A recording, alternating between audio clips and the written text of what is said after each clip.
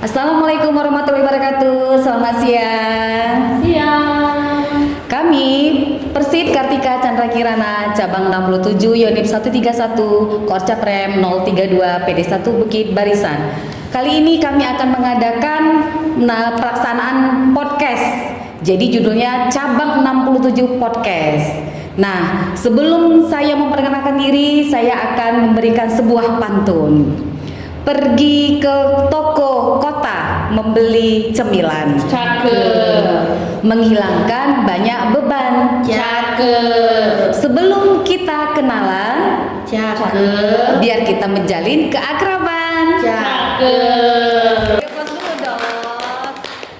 Ya, sebelumnya kami mengucapkan banyak terima kasih kepada Ketua Persit Kartika Chandra Kirana Cabang 67 Yonif 131 Nyonya Dedi Harnoto. Izin Ibu, terima kasih telah mempercayakan kepada kami berdua sebagai host di Cabang 67 podcast kali ini.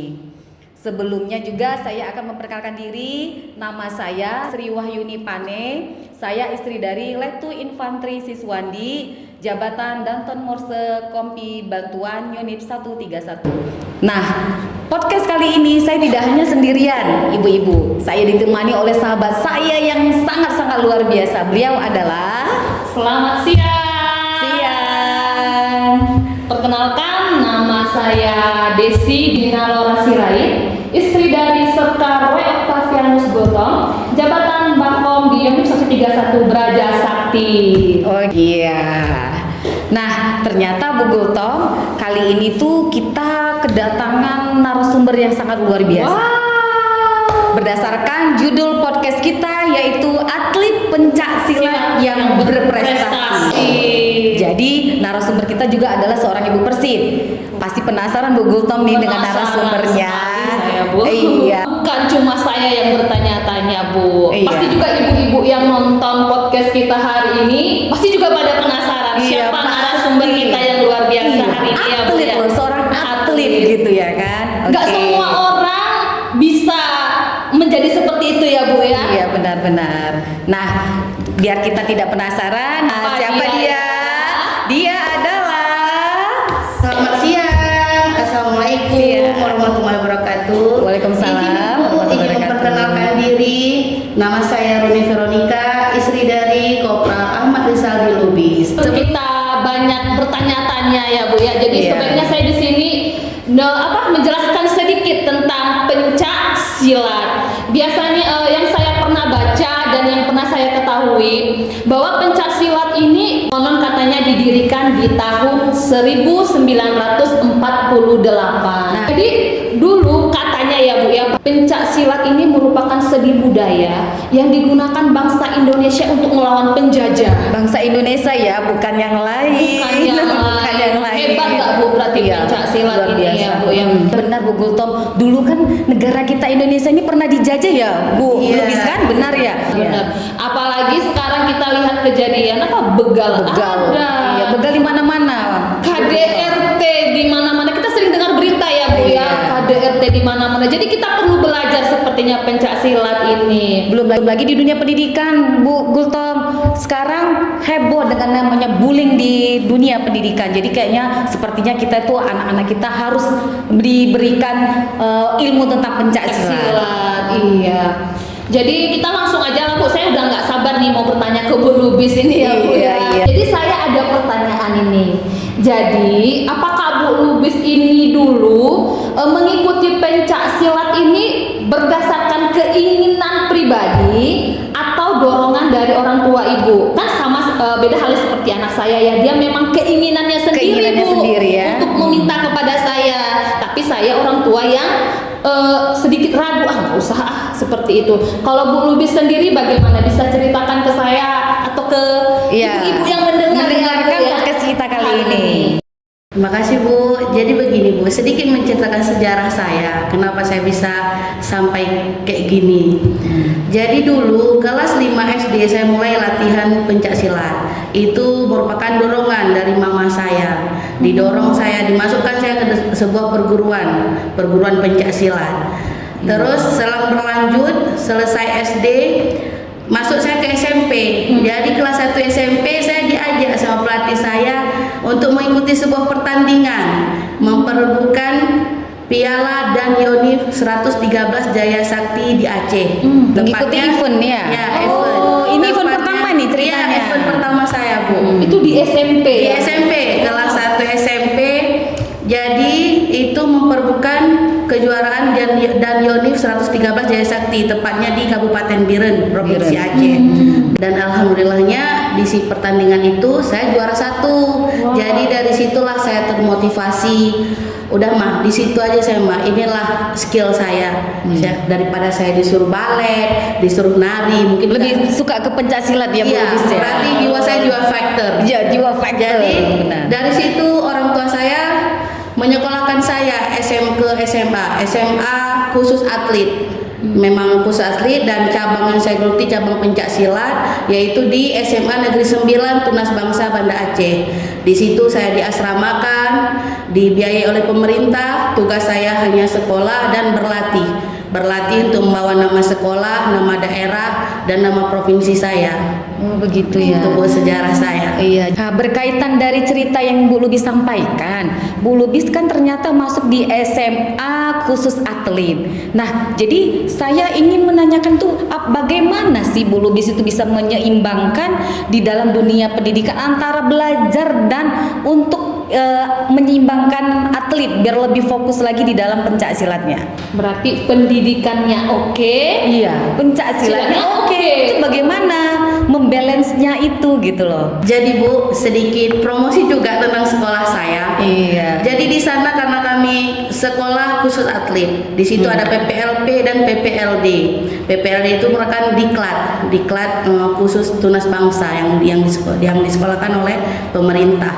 Jadi di situ kami pagi sekolah, pulang sekolah, persiapan istirahat, terus kami lanjut latihan berdasarkan cabang yang kami geluti. Di situ ada semacam sepak bola, semua cabang olahraga. Semua cabang ada di sekolah tersebut. Ada di sekolah tersebut. Saya pencak silat dan kawan-kawan saya ada yang anggar, ada yang karate, taekwondo dan lain-lain. Dan free ya? Free Bu dan Lubis.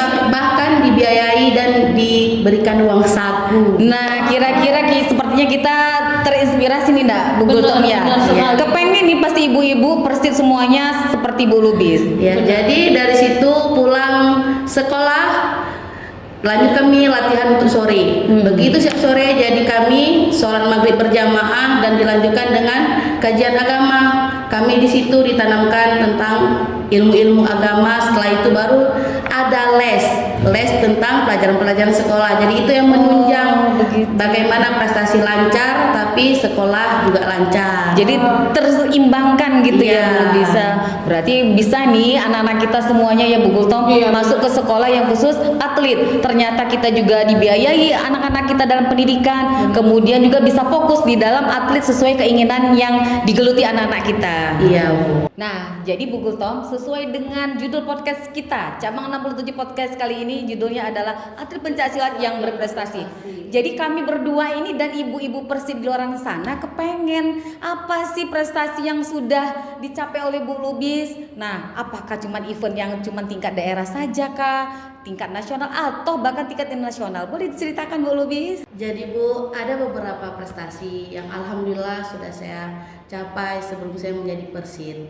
Dan di samping saya menjadi atlet, saya juga menjadi pelatih di perguruan saya. Sebelumnya mohon maaf saya lupa memperkenalkan perguruan saya. Oh, Saya ada perguruannya ternyata Ada, namanya. Ada Bu. Iya, iya. Salam pencaksilat, saya Runi Veronica berasal dari perguruan KPSN Nusantara. Wah, luar biasa. Beri aplaus dulu dong untuk nama perguruan pencaksilatnya.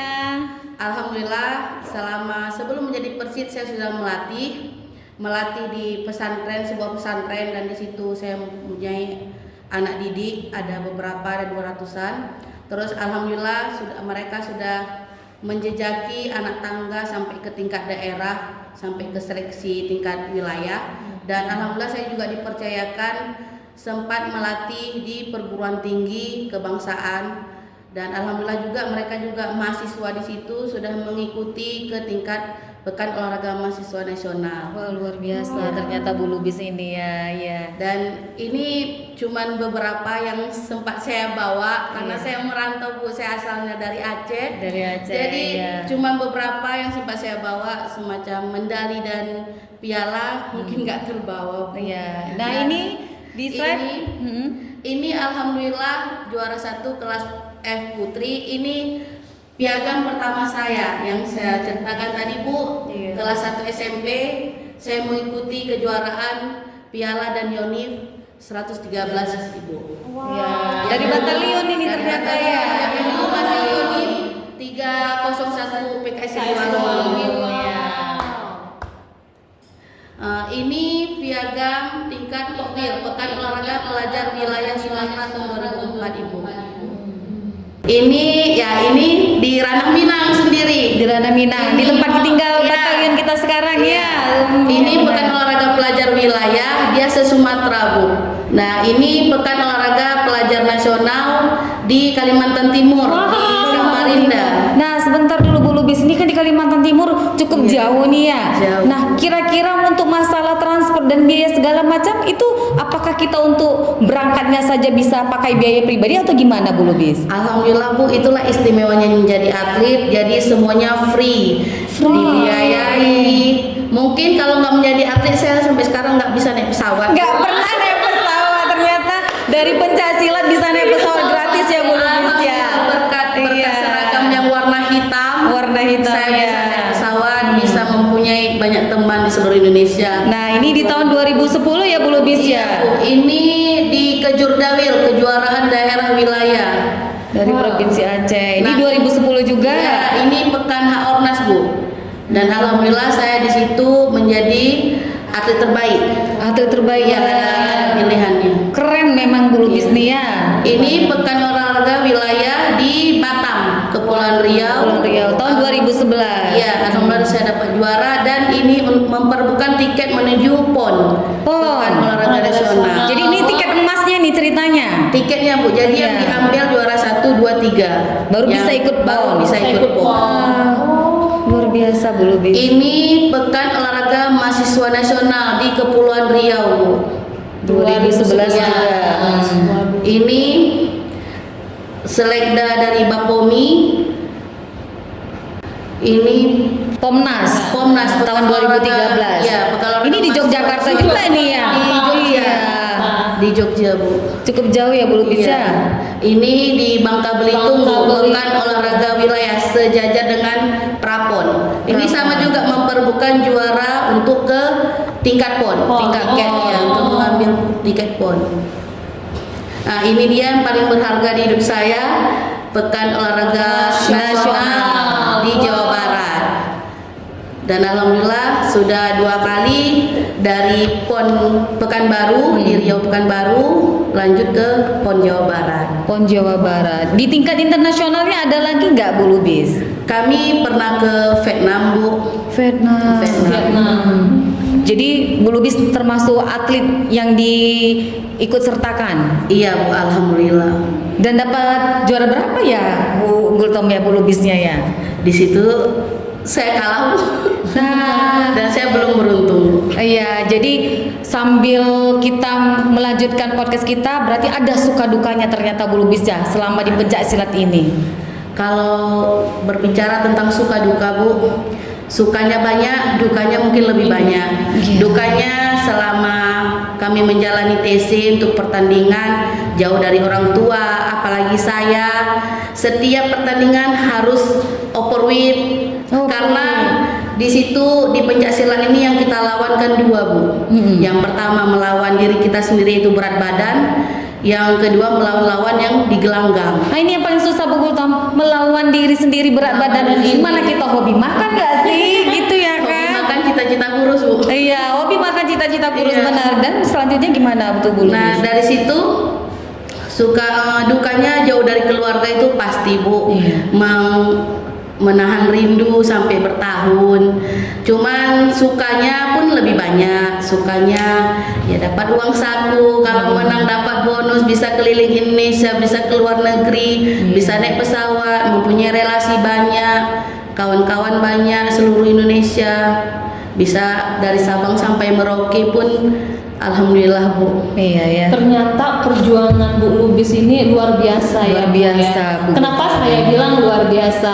Ini hanya sebagian tadi prestasi-prestasi yang kita lihat. Berarti masih banyak lagi prestasi-prestasi lainnya yang belum Bu Lubis sampaikan ya Bu ya. Tapi ini sebagai orang tua jadi termotivasi loh Bu Lubis, ingin membuat anak saya seperti Bu Lubis. Yeay, semangat dong Bu Lubis. Jadi kepengen nih kita punya anak seperti Bu Lubis. Benar, saya bisa berjumpa dengan suami pun karena baju seragam silat. Jadi ketemu sama Bu Iya. Lubis ada cerita di balik pencak silatnya nih Bu Lubis.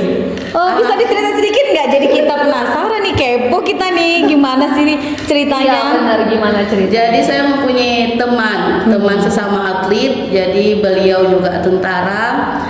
Jadi dikenalkanlah saya sama suami saya. Akhirnya Gitu. jodoh. Akhirnya berjodoh. Alhamdulillah kami Iya. berjodoh. Jadi kalau sukanya yaitu Bu, kalau kita menang kita mendapatkan bonus. Bonus itu bisa digunakan untuk membantu ekonomi keluarga, Iya. mengurangi beban keluarga. Itu Bu. Pokoknya jadi atlet itu enak Bu. Iya, ya. Dari dengar Enak cerita dan Bu Lubis, istimewa. iya sangat-sangat termotivasi nih kami Iya. sebagai orang tua. Rasanya kepengen aja besok atau nanti kita pulang podcast nih langsung dimasukkan ini pencak silat dah ya Bu Tom ya. Siapa tahu Bu Lubisnya mau juga menjadi guru pencak silat. Iya, buat guru anak-anak pencak silat buat ya, kita Bu, ya, beri aplaus dulu dong buatnya Bu Lubis. Nah, untuk mengakhiri sesi podcast kita kali ini Bu Lubis, kita kan ada kesan dan pesan dari Bu Lubis tuh apa sih selama menggeluti dunia pencak silat ini? Jadi Bu, pesan dan kesan dari saya untuk adik-adik saya yang di daerah-daerah yang masih menjadi atlet, teruslah berlatih karena juara itu tidak didapatkan tanpa latihan. Dan untuk ibu-ibu yang mau anaknya menjadi atlet jangan takut karena anak-anak nanti yang akan mengharumkan nama kedua orang tua, mengharumkan nama daerah, bahkan mengharumkan nama provinsinya. Teruslah berlatih, tetap semangat, pantang menyerah. Jadi kesimpulan yang saya dapat sore hari ini ya Bu ya, ternyata segala sesuatu itu butuh perjuangan. Seperti Bu Lubis yang sudah berjuang mulai dari dia SD sampai dia tumbuh dewasa, dia tetap menjadi orang yang berprestasi ya Bu, yaitu atlet pencak silat yang berprestasi. Jadi saya sekarang Bu Lubis jadi termotivasi nih buat anak saya sendiri agar mensupport dia biar menjadi seperti Bu Lubis. Iya. Nah, karena sesi terakhir kita sudah selesai, kita akan mengakhiri podcast kita. Di awal Bu Gultom, Bu Lubis, saya kan sudah memberikan pantun nih. Nah, kali ini penutup untuk podcast saya akan berpantun kembali. Buah mangga, buahku ini. Buahnya masak, mari dimakan. Podcast kita berakhir sampai di sini. Salah dan janggal mohon maafkan. Saya boleh beri pantun sedikit juga nggak? Boleh dong Bu Gultom, dipersilahkan. Jadi nggak cuma Bu Ibu Siswandi aja yang berpantun, jadi saya juga sebagai Iya. host ikut berpantun. Iya. Ubur-ubur ikan lele. Cakep. Kita tunggu podcast selanjutnya, Le. Oke. Mari kita tepuk tangan dulu. Oke, terima kasih. Ya, sebelumnya kita sudah berpantun dan sudah mendengarkan cerita dari atlet pencak silat kita yang berprestasi. Kita tutup dengan wabillahi taufiq wal hidayah. Assalamualaikum warahmatullahi wabarakatuh.